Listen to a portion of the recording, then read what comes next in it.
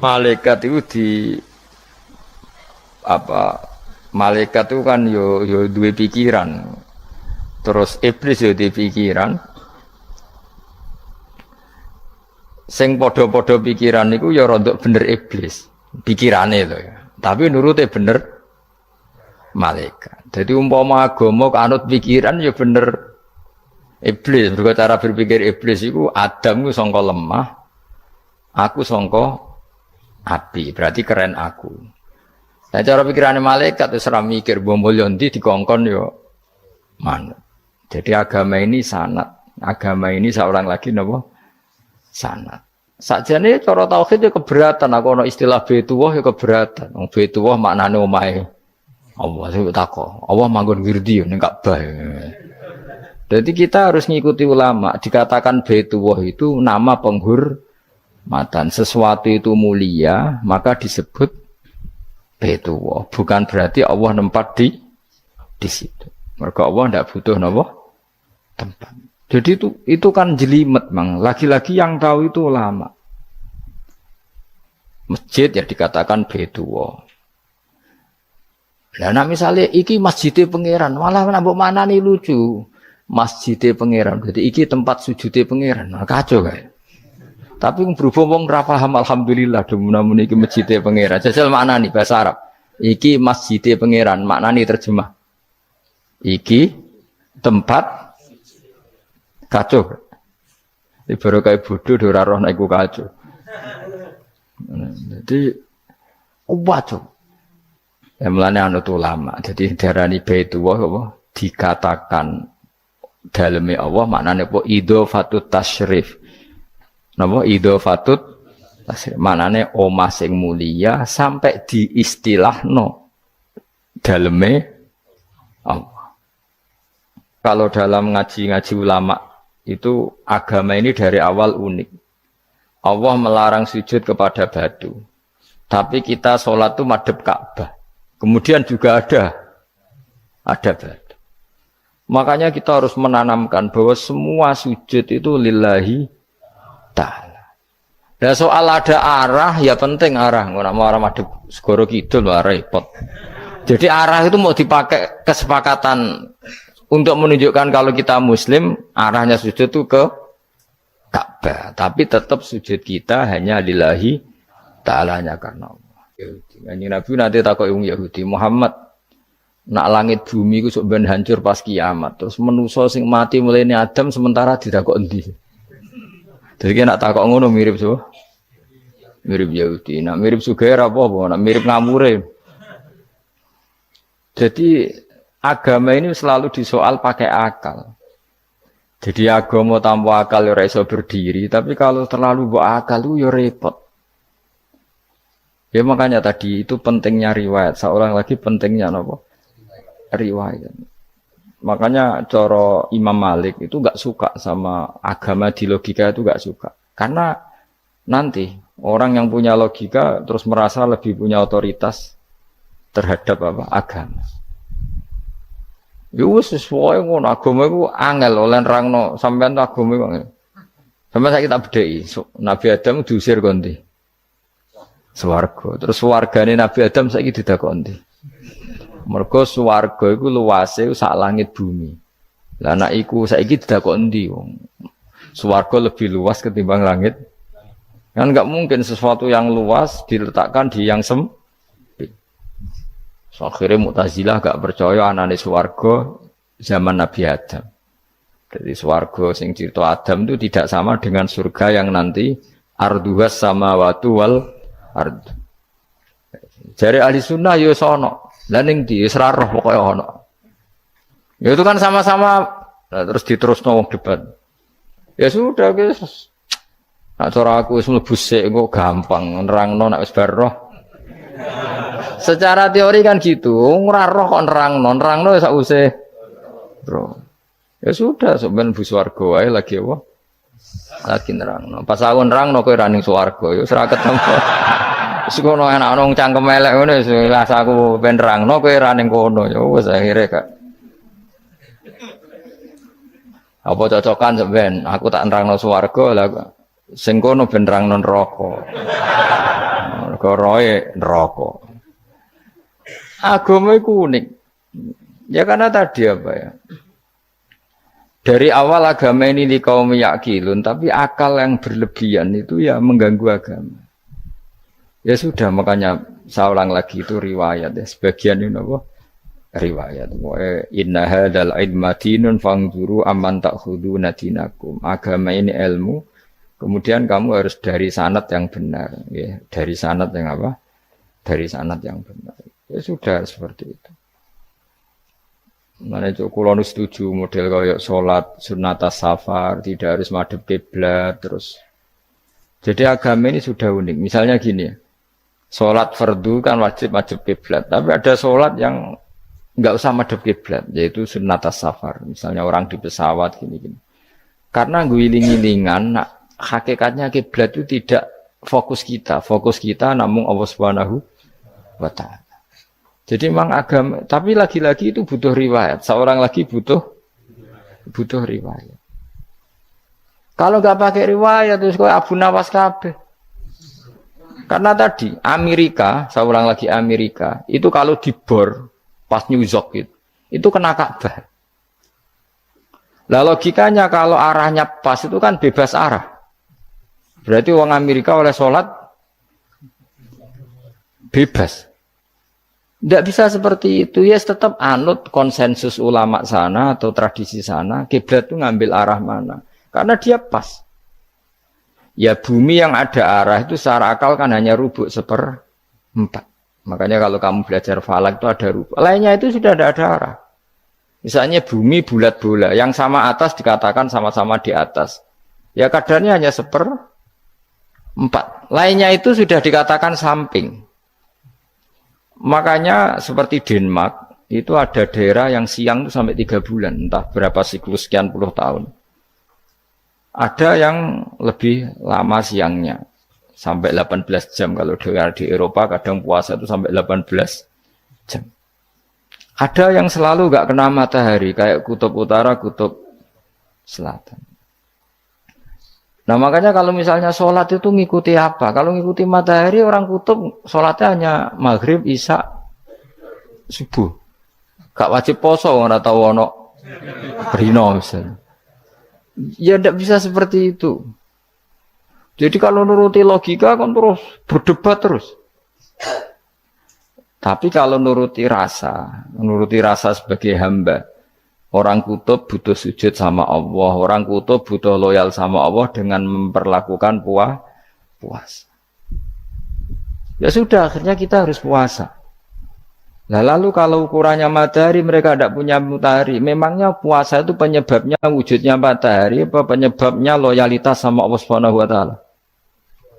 Loyalitas. Kalau penyebabnya matahari ya, berarti kalau nggak ada matahari, nggak usah apa? Tidak usah seperti itu cara berpikir, makanya ngikuti ulama. Karena ulama yang tahu tradisinya Allah dan Rasul. Ya seorang lagi ulama yang tahu tradisinya Allah dan Rasul. Meskipun ya kadang saya enak dewe ulama. Mergo ya kadang ya mau kalau bolak-balik ngomong gak diterang nombek cangkem elek ora paham-paham. Makanya masyhur itu ada kiai di debat sama orang rodok PKI. Pak Kiai, kalau setan dari api masuk api kan biasa. Terus susahnya apa? Mau materinya dari api. Terus Kiai itu mek lemah, sawurna raine. Loro cung, nggih sakit. Jare wong kok lemah, kena lemah kok loro. Karena serak kena diterang no. Manusia materinya kan dari tanah, berarti kena dipendem urip-uripan. Piye ya? Ya loro ya, lha ya jare kok lemah kok dipendem ning lemah kok. Karena dijelaskan pakai lisan yang baik, gak paham-paham.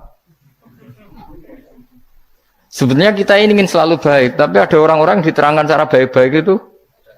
Wah, kayak misalnya ono wong kondo, Gus kula nu bojo kula cerewet ngene-ngene, apike kula pegat dicereweti bojo mbek diarani duda iku lara ndi? Oh lara diarani duda isen. Kue payu rabi dicereweti, ambek ra payu rabi jomblo, sakit mana? Sakit distatuskan jomblo. Malah kena dicereweti sabar prestasi baru. Mesti Wong ku diwolak-walik. Lan jar sekolah tak malan kula seneng mbek Imam Syafi'i. Kowe dirasani wong ning ngarepmu, diomongi, ambek dirasani seneng ndi? Seneng dirasani cara kowe. Jare Imam Syafi'i buktike wibawa, buktine ngomong ning ngarepmu ra wani. Jadi Imam Syafi'i itu rileks urip. Ya Aba Abdillah, orang yang tadi muji-muji jenengan tuh kalau di luar maki-maki jenengan. Jadi alhamdulillah. Kok bisa itu kan bukan pengkhianatan. Berarti saya wibawa. Di depan saya enggak berani itu. Wong iku sowan Imam Syafi'i ya cium tangan ya hormat. Tapi setelah di luar menghujat. Singkat cerita dilaporkan ke Imam Syafi'i. Orang yang tadi nyium tangannya jenengan itu di luar ngerasani jenengan. Jadi Imam Syafi'i alhamdulillah berarti aku wibawa. Mendengar kurawani. Ya dianggap enteng saja. Terus ada orang misoi Ja'far Shadiq. Ja'far Shadiq itu Sayyid putune Nabi, orangnya soleh, alim. Gurunya Abu Hanifah. Di antaranya gurunya Abu Hanifah itu Sayyid Ja'far Shadiq. Itu kalau dihujat orang diomongin ini. Dimaki-maki. Sampai ke rumah. Pas mau masuk rumah. Kamu masih ingin maki-maki saya? Iya. Tak tunggu sampai selesai. Setelah selesai, sudah. Sampun. Sudah. Masih emosi orang, sudah. Kamu misoi saya berdasar apa yang kamu ketahui. Yang tidak kamu ketahui lebih banyak. Maka saya tunggu. Izin sampai. Terus ketika ditanya, kenapa engkau sabar ketika jenengan saya pisui? Orang ini akhirnya tobat, mencium tangannya, mencium lututnya. Jawab saya Ja'far Shadiq ini. Aturahu tu'sokurhan, aturahu yu'sokurhan. Kowe ora ngrafaham kalimat itu, tapi tak terangkan ben dadi wali. Kowe roh pangeran. Ya tahu. Sing durakani pangeran tuh banyak enggak? Yang maksiati pangeran tuh banyak enggak? Ya banyak. Lah yo pangeran sing di langit bumi wae dimaksiati, apa meneh trimo aku. Akhirnya terus jadi orang-orang soleh itu cara berpikir itu di luar kapasitas kamu. Apa ya? Mereka itu hanya Allah, taunya itu hanya Allah. Aku kan enggak egois, harga diri. Mana ada agama berdasar harga diri itu kalau dalam bahasa Arab disebut hamiyat al-jahiliyah itu gengsi nopo? Jahili.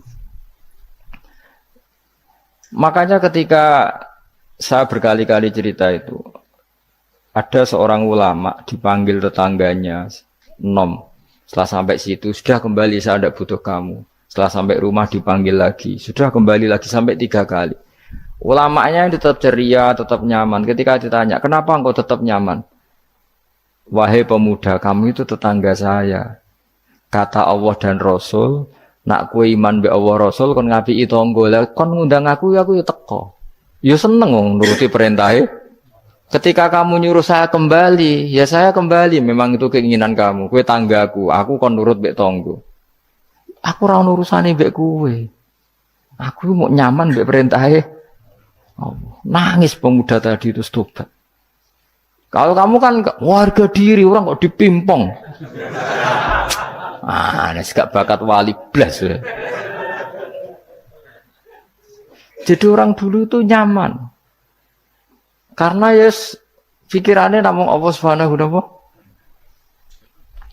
Umar bin Abdul Aziz itu termasuk khalifah paling soleh setelah periode sahabat. Itu mau kapundhut itu sewantai. Ketika keluarganya menangis, kenapa kamu menangisi saya? Ya karena engkau mau mati. Memangnya kalau mati mau kemana aja? Ila khairi madhubin ilaih, ke zat terbaik. Terus aku mbok kon urip awar kowe gak jelas iso ngrumat aku ta ora. Anak Allah malah jelas. Saiki apik ndi urip mbek wong ora jelas sampai sing jelas. Ya wis kapundhut. Kowe kan gak mati ku wedi. Dosane akeh. Lah mungkin nek urip terus ora dosa apa to kan. Gaya tok asline. Dosa kula cek kathah Gus kok mati terus. Ya malah apik mati biar dosa meneh. Biasa wae nek mati biasa karena potensinya kamu urip suwi iku dosane apa taat meneh. Enggak jawab. Potensine. Dosa meneh apa taat meneh? Apa ya dosa ya taat. Terus pas mati pas taat atau pas dosa? Ya ora usah ngono biasa ya. Sampai mati ae matur pangeran Gusti nak saya ini mati nggih.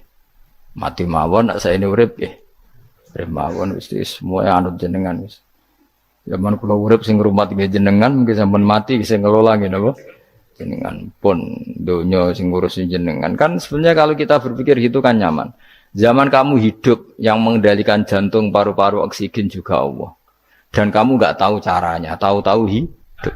Tapi setelah mati dikubur kamu iskal. Lalu sistem pernafasan saya gimana setelah saya mati? Memangnya zaman yang dunia kowe roh. Oh karena ada oksigen. Nah, terus oksigen wujudnya karena apa kowe ya ora roh. Oksigen dari zat gini lah zat iku kok sapa ya ora roh. Mau gaya tok ngomong mau tetep akhirnya ora roh. Lan kadang kula gawok mbek wong goblok wis ora roh kabeh dari awal semua alam semoga iku gak usah nerang. Nah, artinya gini, kalau zaman di dunia kamu tidak bisa mengelola diri kamu sendiri, juga sama setelah mati tidak bisa mengelola diri kamu sendiri. Semua itu al-amru biyadil, semua itu dalam kekuasaan Allah Subhanahu wa ta'ala. Ya sudah, alaihi tawakkaltu wa ilaihi unib. Ya sudah, kita pasrah saja dan kita hanya kembali kepada Allah Subhanahu wa ta'ala. Ya sudah, itu agama. Tapi nak bawa logika pakai akal.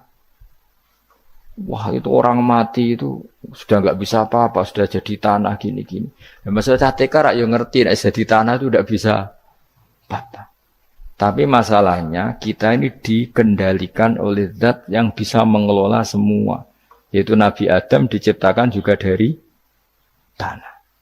Ya sudah hanya berdasar riwayat itu yang kita akhirnya meyakini setelah kita mati juga bisa hidup lagi. Iki rasa khawatir, iblis itu ya dhaif, iblis ya lemah. Nyatane ya kowe tetep ngaji jalalan. Berarti ora sukses menyesatkan. Kodang di kowe iblis. Ya kodang sampean, kon ra ngaji tetep ngaji. Kon paham tetep ora paham. Berarti iblis itu enggak keren loh. Betul, saya setiap melihat orang sholat itu menyaksikan kekalahan apa? Iblis. Jadi iblis itu ya kalah ora kok hebat ya ora. Biasa mawon, ora usah sing hebat ya namung pangeran. Dari awal iblis wis menyerah ngadepi orang sing ikhlas. Ikhlas itu dimulai dari awal. Cara bahasa Inggris pokoke hilir sampai hulu sampai hilir kudu ikhlas kabeh. Misale ke duwe yakin nek iku wae Allah. Sehingga kita ketika ngasihkan orang itu kamu enggak merasa itu milik kamu. Sehingga enggak gampang ngundat. Selagi itu kamu benar keduanya awalnya salah itu masih mungkin tidak ikhlas. Uang ini milik saya, tak kasihkan kamu dengan ikhlas. Kalimat milik saya ini menjadikan suatu saat kamu jadi undat-undat karena milik saya. Tapi kalau ikhlasnya dari depan, uang ini milik Allah, ilmunya bahak milik Allah. Terus tak kasihkan kamu juga hambanya. Dari awal kan merasa saya tidak punya apa-apa. Tapi selagi saya ikhlasnya hanya separuh. Ilmu saya tak kasihkan kamu karena Allah, berarti masih potensi enggak ikhlas ya. Jadi kalau ngelatih ikhlas itu harus dua-duanya. Kamu punya uang milik Allah, punya ilmu milik Allah, punya jabatan milik Allah, kemudian kamu kasihkan sesuai perintah Allah, itu lebih mudah ikhlas karena la haula wala quwata illa billah. Selagi masih separuh saja salah, itu potensi berikutnya juga ikut salah. Misalnya aku ngurmat yatim kok ikhlas, duitku tak kena. Kata duitku itu menjadikan suatu saat. Dulu tak rumat loh, saiki jebule lali aku. Tapi kalau alhamdulillah saya pernah digerakkan Allah ngurmat yatim dengan milik Allah juga.